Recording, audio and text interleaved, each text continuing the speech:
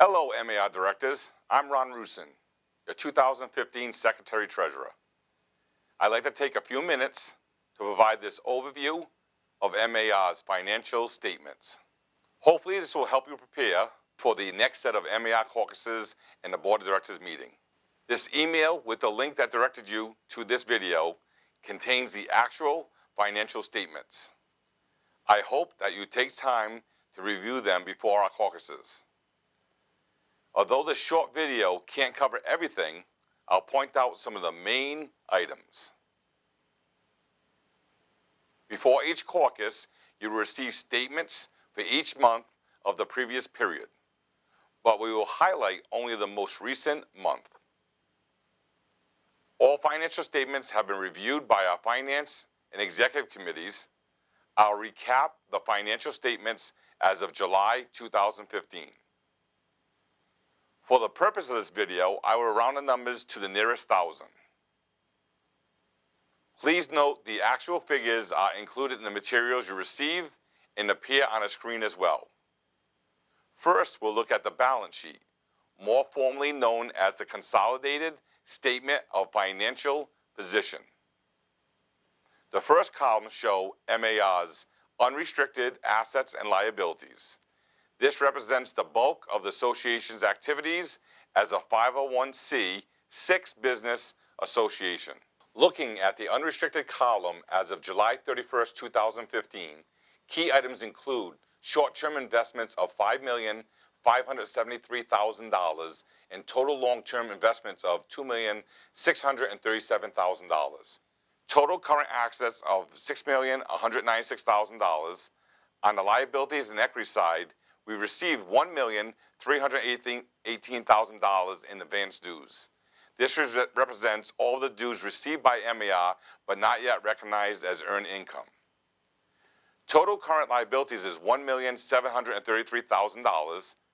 Our membership equity for the period is $7,134,000, including our current year net gain of $29,000.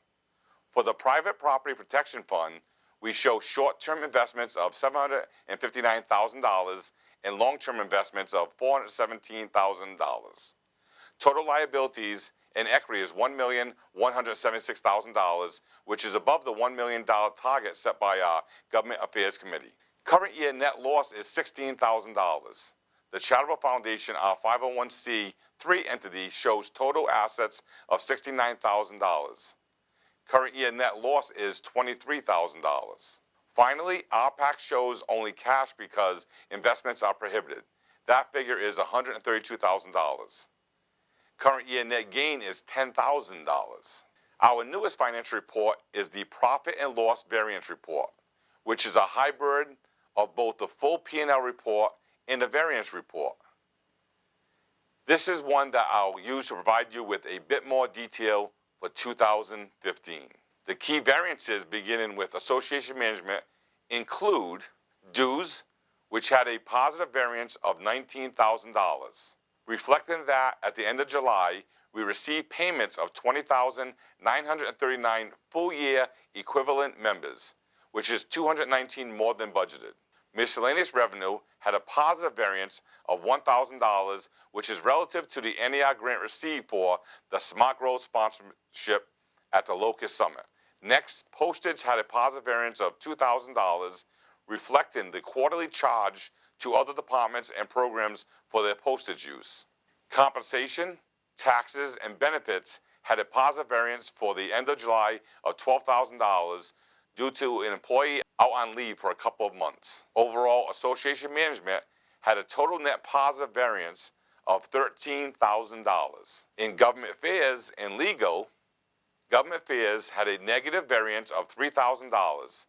This variance is partly offset by the $1,500 grant received from NER for the Locust Smart Growth Conference. The balance is due to the Day on the Hill costs that were higher than budgeted. Total net variance for government affairs and legal was $1,000. Under communication and technology, the Bay State Realtor had a negative variance of $23,000. Advertising is down, so proactive measures are being taken to engage and entice new and former advertisers. Service will be increased to retain existing advertisers. Expenses for freelancers and artwork design will be reduced, and the number of printed copies will be reduced by eliminating extra copies for marketing purposes. Other states are experiencing ad revenue decrease for their publication as well. Communications and technology had a total net negative variance of $17,000. The professional development and education area had a total net negative variance of $400.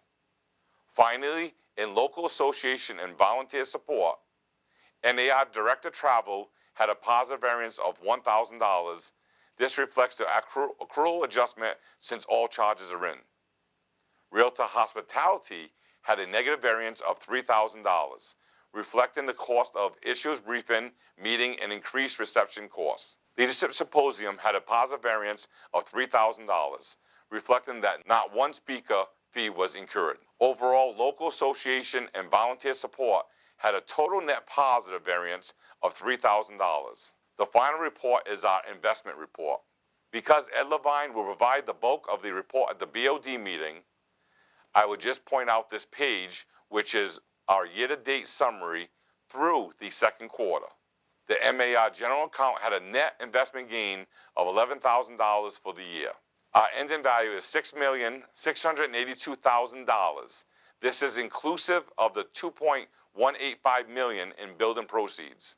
I hope you'll find this summary helpful in preparation for the upcoming set of MAR caucuses and the Board of Directors meeting. I look forward to seeing you then. Thank you. Have a great day.